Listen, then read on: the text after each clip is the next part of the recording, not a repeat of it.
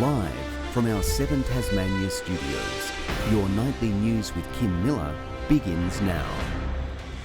Good evening, everyone. Labor is hoping a policy which helped woo voters in the recent federal election will deliver the same result in the upcoming state election.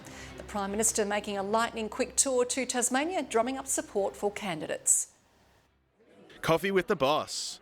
Labor welcoming party heavyweights from Canberra to help sell a policy promise that was a prominent feature of the federal election campaign. Every single patient who is seen here, all they need is their Medicare card. This is for primary health care right at the start. Promising 5 new fully bulk billed clinics around the state. Far too many Tasmanians are telling us that they can't get in to see a GP. 30% of the people that we see don't have a general practitioner at all in Tasmania. The TassyDoc initiative aiming to improve public access to medical professionals and reduce pressure on emergency departments. It means that Tasmanians will be able to get in to see a GP and be bulk billed before they need urgent care. From healthcare to a healthy start, the Liberals are promising to put breakfast on the menu, partnering with Variety to extend the charity's breakfast program to every public school in the state. When our kids have a full tummy, they are able to learn. The feedback from families has been extremely positive, not only from families but also from the schools. That does take the pressure off a little bit, knowing that that morning they can go to school and have breakfast. The program, already rolled out to 40 schools, has been linked to a reduction in antisocial behaviour and better outcomes in the classroom. 81% of the families who have their kids attend breakfast cite the cost of living as a reason. Cutting red tape around community events on Crown land also a priority. Current laws require participating vendors to hold individual licences. That is cumbersome, it's time wasting and it's costly. The proposed changes aiming to streamline regulations with a single permit issued to event managers. But for some organisers, the show will go on anyway. We're on, rain, hail or shine, and election results notwithstanding. Tom Crosby, 7 Tasmania News. Financial help could be on the way for Hobart's struggling zinc smelter as pressure mounts on all levels of government to step in. A joint state and federal support package for Near Star is on the table, with the Prime Minister saying an announcement is imminent. A potential lifeline for Hobart's zinc smelter on the horizon. A combined state and federal support package could be known soon to help bail out Near Star's troubled Tasmanian operations. It is very close because there are 3 governments. The Industry Minister is coordinating that effort, and I would hope that there would be an announcement soon about that. And we want to make sure that Near Star gets the support that it needs. The PM not divulging any details, but says it will be additional to existing funding. We have already made available $70 million. The Premier reaffirming his cooperation with the Prime Minister, saying all sides of politics must step in. We want to ensure that we get this support package right. Tasmanian government investment will happen and is needed.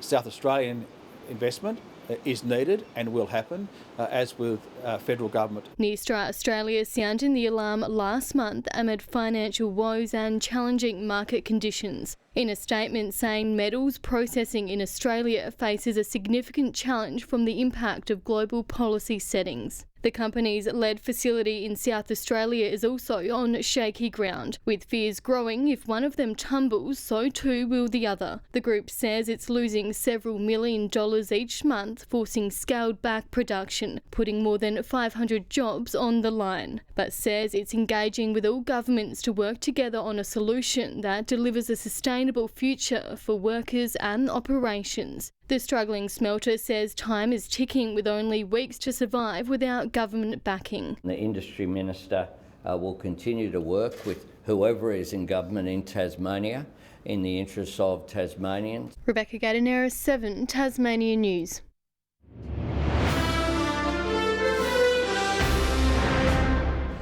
Residential areas could be soon off limits to short-stay accommodation providers such as Airbnb under a push for more regulation in the industry. The Greens claim 1,000 properties around the state are currently unavailable as rentals because they are short-stay homes. People who want to move out of home, people who want a roof over their head are not seeing the action from the government they really need. The Liberals say they'll look at the experience of the Victorian government, which is implementing a levy of 7.5% before moving forward. An Australian-first fermentation hub is just weeks away from opening stores in Tasmania. Housed under the one roof, makers from across the globe will bring their ideas to life, testing out wild creations before hitting the market. The first look inside the innovation incubator. Because we really want this to become the epicentre of production, research, skills and training are all around fermentation. The $14 million Ferment HQ build almost complete, opening a think tank of possibilities. Everything from sort of miso and gochujang and all the way through to wine, whiskey, beer, cider. A decade in the making, the purpose-built facility is designed to take the risk out of the guesswork.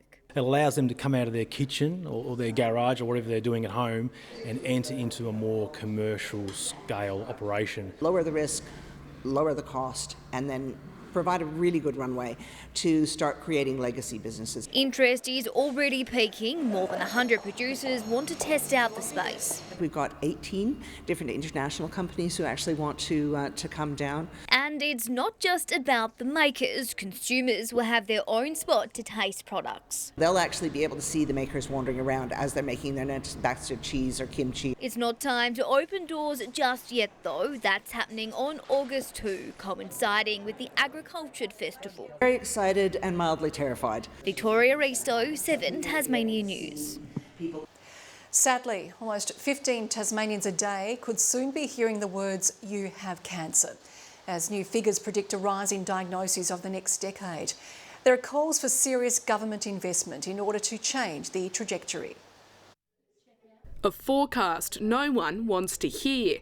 New figures from the Tasmanian Cancer Registry revealing the rate of Tasmanians diagnosed with cancer is expected to increase by 30% over the next decade. We knew that we were probably looking down or looking towards an increase in cancer diagnoses. The main contributor to that is our ageing population here in Tasmania. The report revealing in 2022 over 4,000 Tasmanians received a cancer diagnosis. By 2030, that number's expected to increase by 1,000. The most common cancers are also predicted to change. While prostate cancer is said to increase the most, melanoma is likely to jump from 4th to 2nd. We know in Tasmania that people are more likely to get sunburns compared to Australians in other jurisdictions. With cancer rates expected to rise, support services are already feeling the strain. The Cancer Council is urging whoever forms government after July 19 to direct 5% of the health budget towards preventative measures. What we're trying to do is get some traction and discussion around the importance of prevention because it tends to be an area within health budgets that tends at times to get a little bit overlooked. Funding crucial for continuing frontline support services and to share strategies for cancer prevention. Things like early detection, screening, changes that we make to our day-to-day life. As the numbers climb, so too does the urgency to invest in prevention now before it's too late. Lily Thompson, 7 Tasmanian News. Some Tasmanians are gearing up to compete in a Kraken balancing act. Australia's first egg and spoon race national championship will be heading to the Apple Isle. The event is part of the Winter Challenge and is expected to attract fun-loving crowds, and you don't even need to have excellent athletic skills to participate. I really wanted to hold an event where people can get super excited, still get in on the atmosphere of the day, but they don't have to be a mountain biker, they don't have to be a kayaker. I just don't know how I got so good at it. Oh, that's so cute. The race will take place August 10 at the Orford Cricket Oval, and good on her for getting good at it.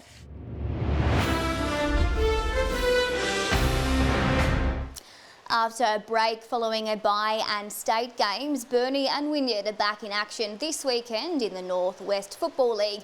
The Dockers women determined not to let the Cats' experience rattle their confidence, while the Wynyard men's side are looking to rediscover their defensive edge. Be a bit physical, make our tackles stick, and when we get the opportunities in the forward line, really convert and try and get some score on the board. Last few weeks, pretty low tackle numbers, which obviously if you don't have the ball when you're not tackling, it's going to be a long day. The women's clash kicks off just before 11 a.m, followed by the men's. Tim David might be one of white ball cricket's most sought after players, but recommitting to the Hobart Hurricanes was never in question. Despite months of speculation, the 29-year-old has signed the dotted line, staying with the BBL champions for another 2 seasons.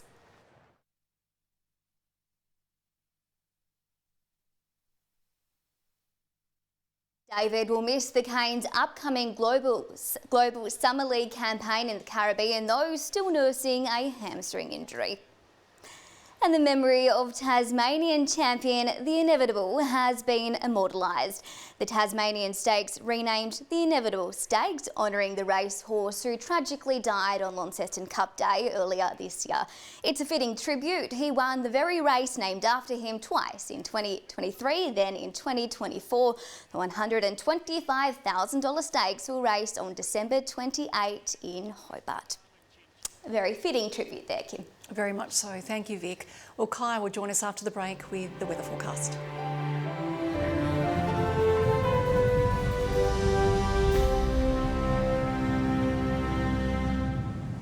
Good evening. Hobart 13 today, 16 the high in Launceston, Devonport 15 and 14 in Burnie. Grove and Strawn saw 15, Flinders Island, Smithton, Low Head and St Helens 14. 13 on King Island and at Friendly Beaches, and just 5 degrees at Lyweenie and also at Ouse.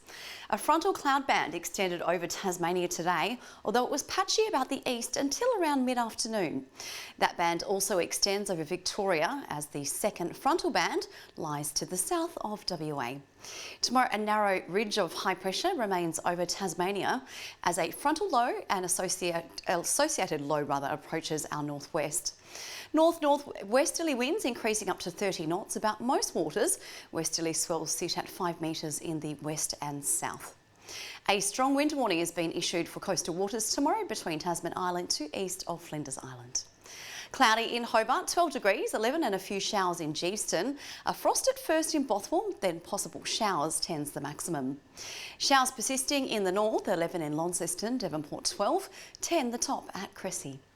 Rain in Burnie 12, showery across Strawn 11, 13 and increasing showers in Curry with winds picking up there too. A 50% chance of showers in St Helens 13, 13 too but partly cloudy in Swansea, 11 in Orford but becoming cloudy. Forecast now for Thursday, showers statewide contracting to the west, south and Bass Strait Islands with snow to 900 metres and perhaps some hail about the west. A morning inland frost on Friday, then showers about the west and Bass Strait Islands extending further south during the afternoon. Morning showers about the west, far south and Bass Strait Islands on Saturday, shifting to the west and north throughout the afternoon and also the evening. To midweek conditions across the country for tomorrow. Late showers in Melbourne 13, mostly sunny in Sydney and Brisbane. Frosty start in Canberra, just 11 the top. Cloudy in Hobart right now, 12 degrees. It's raining in Launceston and Devonport with 10, and I'll see you again tomorrow night. And that is all your news for now. Thanks for joining us for our Tuesday night bulletin. Good night.